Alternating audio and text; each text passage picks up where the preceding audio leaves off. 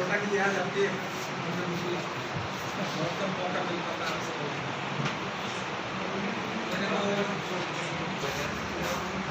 मैंने मई जून में यहाँ से गया था मामी नगर एपिसोड के बाद हो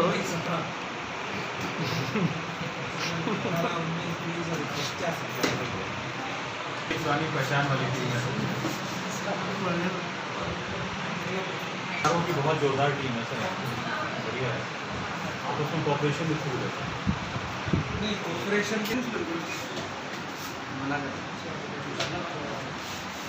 ठीक है।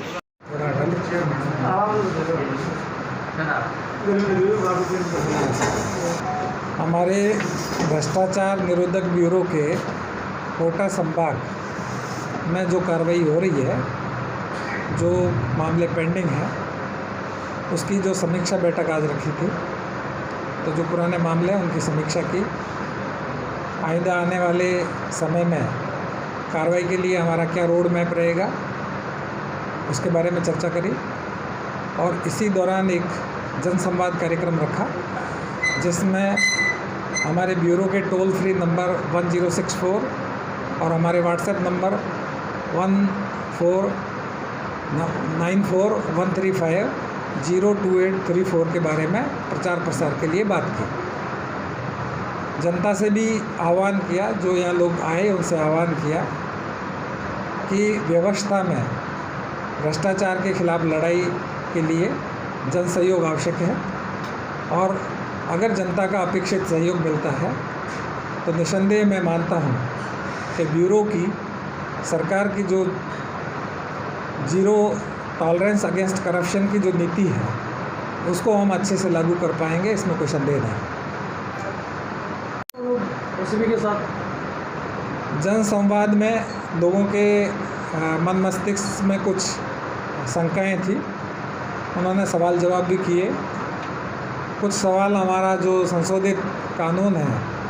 पीसी एक्ट वर्ष 2018 का, उसके बारे में जो संबंधित विभागाध्यक्ष है या संबंधित जो कॉम्पिटेंट अथॉरिटी है संबंधित विभाग की, उसके बाद ही जो पदीय हैसियत के दुरुपयोग के मामले हैं उनमें जो कार्रवाई है उसके बारे में जो शंकाएँ थी उसके बारे में बात हुई। परिवादी जो सूचना देता है और उसके बाद में जो ट्रैप की कार्रवाई होती है उसके बाद उसके जो काम रुक जाए या उसके विभाग में एक्सेस नहीं मिले या उसके काम में किसी तरह की अड़चन पैदा हो, इस बारे में जो सवाल था उसमें ये था कि हमारे गृह विभाग ने राजस्थान सरकार ने एक सर्कुलर जारी किया है और सरकार इस दिशा में बहुत गंभीर है कि भ्रष्टाचार निरोधक ब्यूरो के पास जो भी परिवादी आया और उसके परिवार पर अगर कार्रवाई होगी तो उसे पूरा संरक्षण दिया जाएगा और उसका जायज़ काम हर हालत में होगा और इसकी विभागीय समीक्षा समय ब समय होगी। और ये लंबे समय से ये मांग आती रही थी कि जो परिवादी की पेइंग कैपेसिटी इतनी नहीं होती जितनी रिश्वत मांगी जाती है, तो उसमें और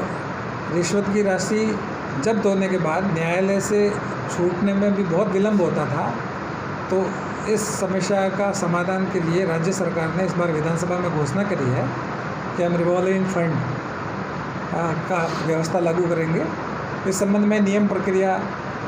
बन रहे हैं, नोटिफिकेशन होगा, उसके बाद में इस समस्या का समाधान हो जाएगा। सर, जो रिश्वत ले रहा है वो कोटा में कई प्रकरणों में CMHO की गिरफ्तारी अभी तक नहीं हुई। ये मतलब सबके बीच में एक क्यूरियोसिटी है इस बात को लेकर के, मीडिया में भी और कई हल्कों में।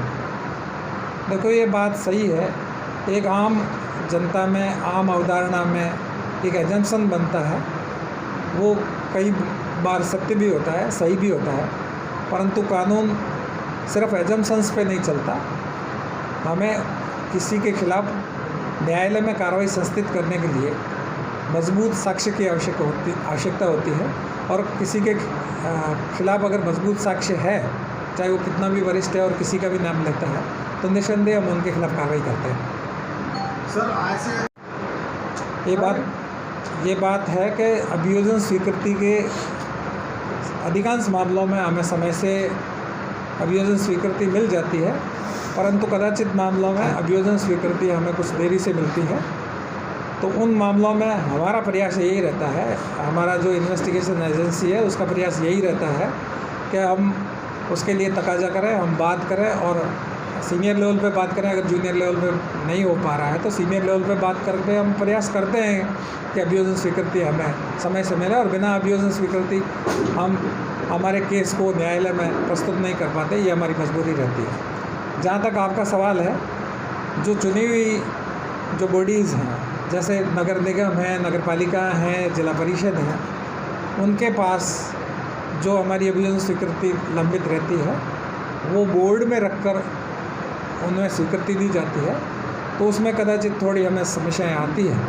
परंतु फिर भी हमारा प्रयास रहेगा कि हम उसमें सरकार के स्तर पर इसमें और अच्छे से प्रयास करके अभियोजन स्वीकृति को प्राप्त करें। संपत्ति जैसे नॉन सोर्स ऑफ इनकम से अधिक अगर उसके ने संपत्ति अर्जित कर ली है तो उसकी अगर सूत्र सूचना हमें कोई मिल जाती है तो उस सूत्र सूचना के बाद हम उसको डेवलप करेंगे, और उसके पास कितना मकान है, उसके पास कितना दुकान है, कितने पट्टे हैं, कितनी संपत्ति है, कितनी ज्वेलरी है, कितने, उसका असेसमेंट करने के बाद हम उसके खिलाफ कार्रवाई करेंगे।